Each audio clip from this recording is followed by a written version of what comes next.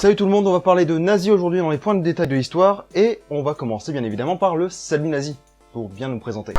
Le salut nazi est donc un salut américain de base. C'est Francis Bellamy en 1892 qui, pour prêter allégeance au drapeau américain, a décidé de créer ce signe.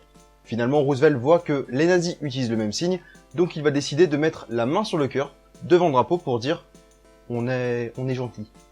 Parce que sinon ça passait pas. Non.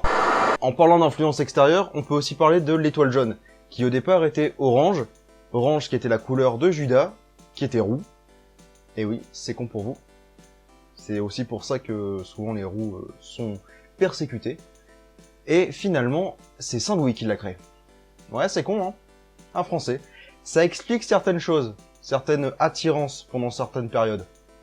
Enfin, moi je dis ça comme ça, hein. Vous en faites ce que vous voulez. Parce que attention, hein, moi, je parlais de nazis, tout ça, mais ils étaient quand même bien dans certains rapports. Bon, je vais pas dire non plus qu'ils étaient gentils, hein, il faut quand même faire gaffe, mais ils ont quand même permis l'interdiction de fumer dans les lieux publics. C'est eux qui ont commencé.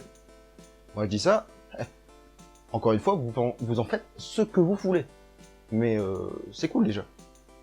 D'ailleurs, ce qui est cool aussi, c'est pour les soldats, qui se sentaient un peu seuls, ils ont créé quand même la poupée gonflable. Ouais, c'est eux. C'est grâce à eux que certaines personnes peuvent essayer d'avoir un petit moment d'intimité, même tout seul. Merci les nazis. Alors par contre, ce qui est moins cool, c'est pour les gays.